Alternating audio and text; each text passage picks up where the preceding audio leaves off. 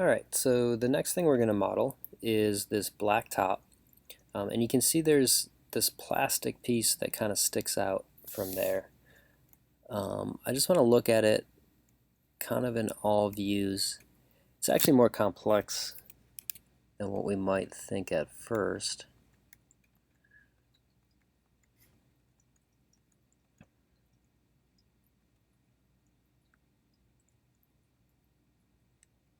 It looks like it's open on this end.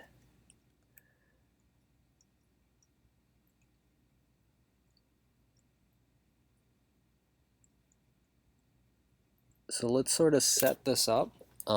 This would have been combining multiple objects together.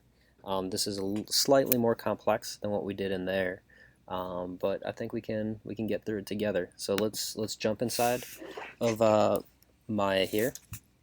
I'm going to select this piece, show, and let's isolate select. And what I would do first is just make sure that the major shape itself, so show, let's view selected, the major proportions of it are matching up. So I'm just checking it in every view. The width here feels pretty close to accurate. I might want it a bit wider. So maybe these edges and this edge ring, I'm just shift double clicking to select both those, hitting R, and I'm scaling mine in a little bit, and I want to do that by holding down control and grabbing the Y handle. So it's scaling only in X and Z. So it's only scaling in. If I didn't have that down, it would actually scale these together, so you can kind of see there. And that's not what I want. But if I hold down control, that's what I wanted. So you might have the right thickness there. I didn't. I'm also noticing that top kind of this shape should be round as well, so I'm going to drop another edge loop in the center of there, and I'm going to hit W and move that up a bit so that shape's going to be round. So now you can see that top shape's round, right? And I probably am going to want some holding edges there. So we'll do all the holding edges at the end, but I'm just going to put these two in just really quick here. Cool. Yeah, so that's kind of feeling like that top. So let's put those boxes in. And the way this is laid out, I do have a center line, so I'm going to be able to mirror this. So we're just going to do it on one side, and we'll mirror it over. That way we don't have to put all that work in twice. So let's create polygon primitives, and we want to create a cube. And let's move that up into position. And I'm going to scale this down to be about the right height. And it looks like it goes all the way out to about here maybe. This is the line behind it, right there I think. Check the side view. Needs to be a bit wider this way. So right here's an edge of it, and right here's an edge of it. And this is my first time modeling this piece, so it's not like I know for sure. This is where I kind of see it located. Okay, so all this is going to have to kind of merge into this piece. I'm going to go more off the front than the side view. So both those aren't quite lining up 100%.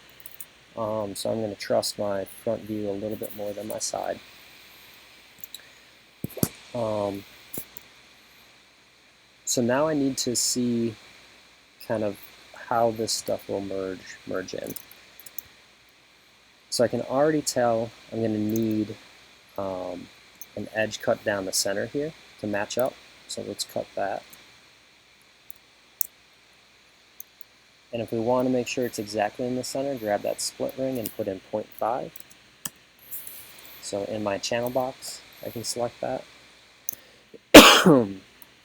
Okay. And now let's kind of see what's going on here. So I'm going to need an edge on here that matches up. So let's insert edge loop. And I want it matching just with the top of this. So that looks good. So it looks like we're going to have, enough to merge into that. And then we're somehow going to have this kind of fit in down here as well.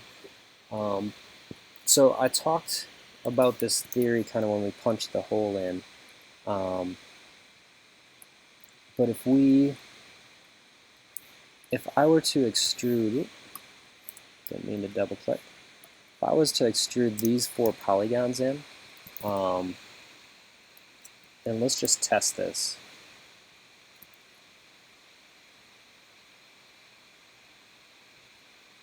So for this one, I am going to use these handles, and we're going to probably have to work with this shape so that we can average it out later on.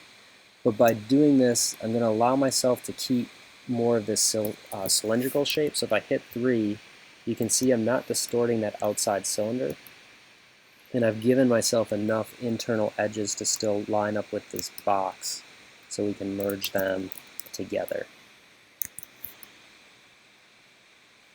So I think this is going to definitely, help me out. So let's go ahead and delete some faces.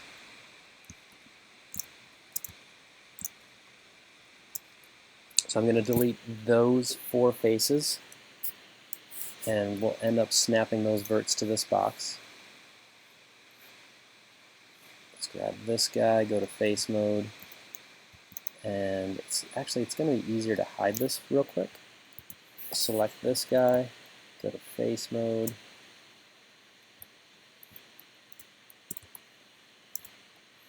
delete just those, and that's what we want to try to line up. So I'm going to hit Control-Shift-H to unhide the last hidden, and I want to delete these 2 as well, because like I said, that's an open shape there, and this is where things are going to get a little complex.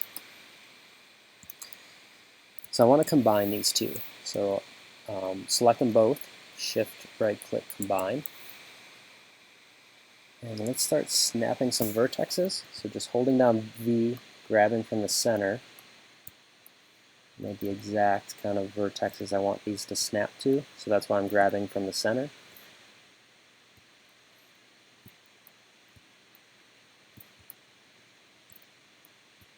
And so we have kind of a buffer, and also by doing this I created an edge loop between them, so we could end up putting in holding edges if we need. These are probably going to need to scale out a bit as well, so there'll probably be some editing we'll do to this yet. Let's go to object mode, and let's merge those. So edit match, and then merge.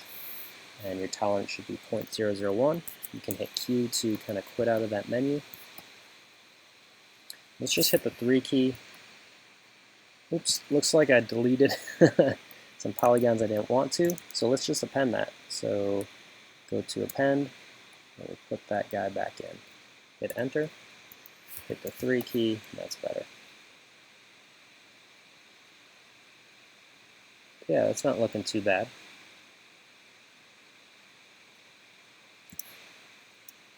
So now one thing we can do is we don't want to see kind of the inside there, so I'm going to select these edges. And we need to kind of get some thickness here first, so I'm going to extrude edge. And I'm going to hit R and just kind of scale these in so I can get an even kind of thickness in. Maybe scale just Y so all that matches. I'm going to hit G and then W. I'm going to take that straight back. And then I'm just going to append those closed. Append the polygon here and here, hit G, and here, and here. Alright, so now if you hit the 3 key, we're going to see there's like that internal shape that we could see inside of, right? So hit 1. So to kind of hold these edges, or keep that box shape, if I put edge loops here and here, now when we hit the 3 key, you can see it's holding that shape a whole lot better. Let's kind of look out here. Looks like we'll want, oops, select this guy, insert edge loop. We'll want an edge loop here to help hold that shape.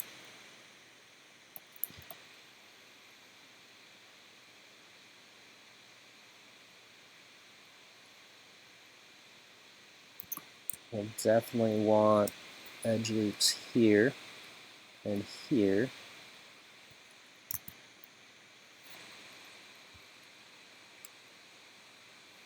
We'll want them on the end, so I'm going to hit 1 so it's easier to see this.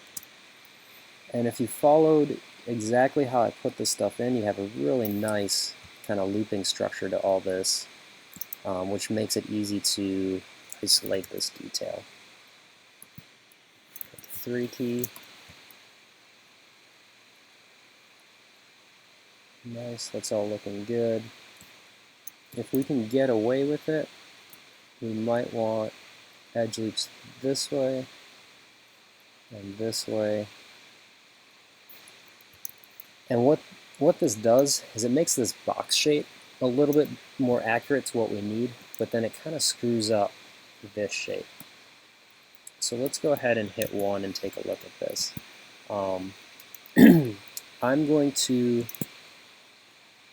remove this edge loop, so select it, shift right click, delete edge, because that'll remove vertices. So if I go to vertex mode, you see those are gone. I'm going to do this improperly this time. Let's select this edge loop and just hit delete on the keyboard. If I go to vertex, those vertexes are still there. So always make sure when you're deleting edges, you're using delete edge unless you want those vertices to stay. So now what I can do is select that edge ring and circularize components. And let's see if we just need to twist that back.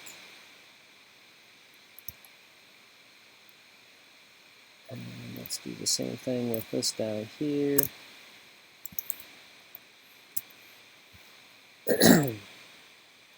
Shift right click, circularize components, and let's just twist it back into place.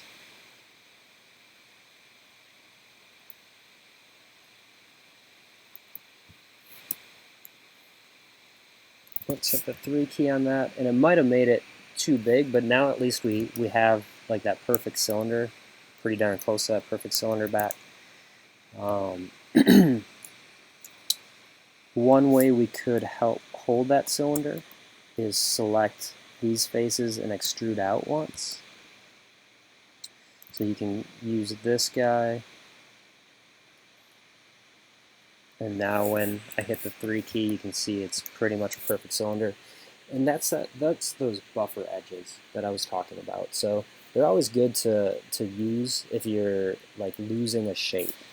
But by using the circularize, this is too far out now. We can see, right? So now what I would do is go to face mode, and I'm going to select all these rings right here. So those 3 rings, and go from my top view and just scale them in.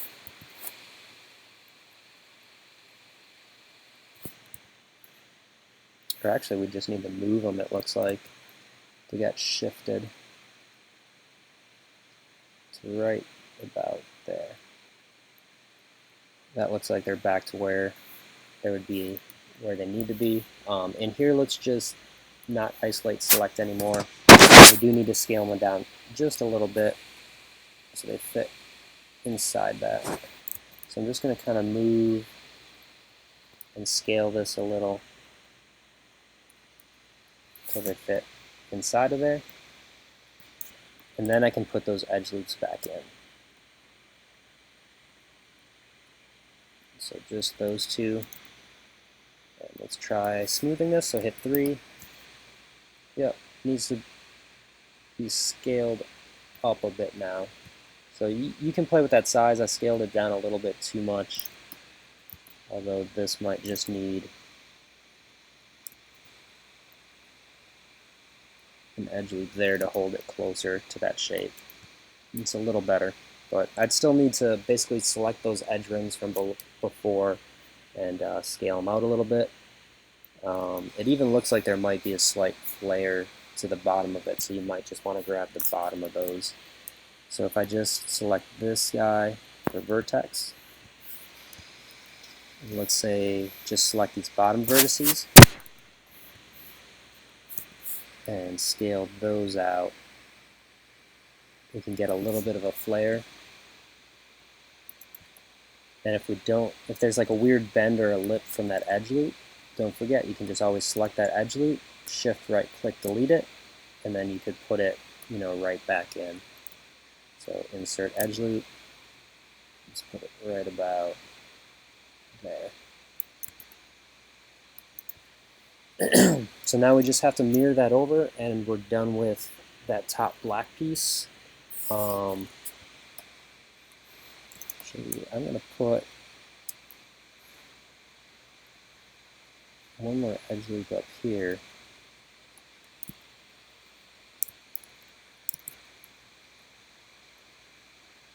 So it holds that shape better. Let's hit the 3 key. Yeah, now we're really seeing kind of that bend. It's a little harsher. So the closer we bring those edge loops together, the more that's going to pop out. And the other thing I'm seeing is we don't want these lines kind of going up and through the way they are. So that would be kind of the same thing as circularizing all this again.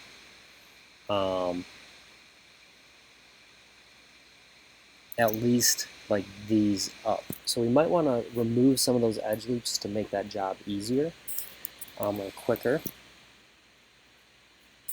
The other thing you could try to do first if you wanted to is just grab these, shift right click, and average vertices.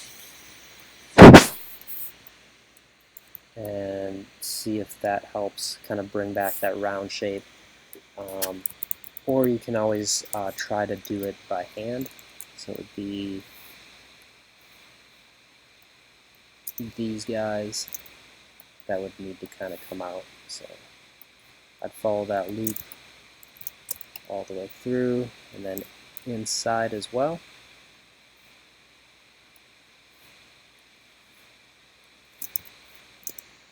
And then just hit W and kind of bring these out just a little bit. Maybe we need to scale them in. Hit 3. It's a little better.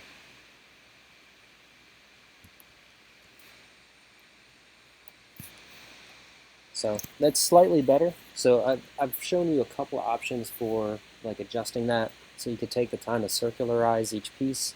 You could try adjusting it by hand. These are the types of things that you would be marked off on a model. So I would use those two techniques to adjust them out.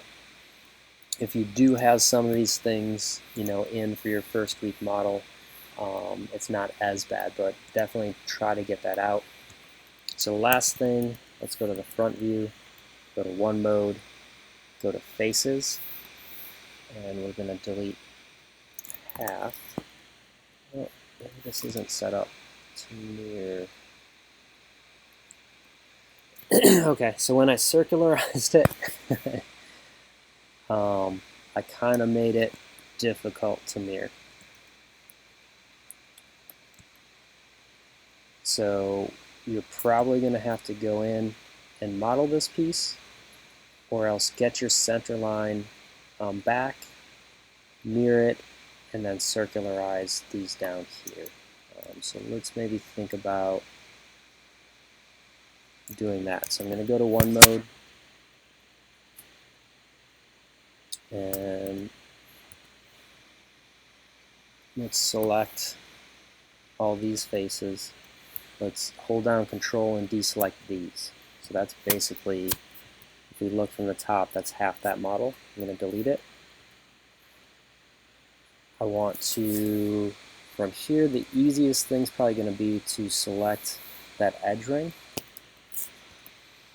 And we can change that.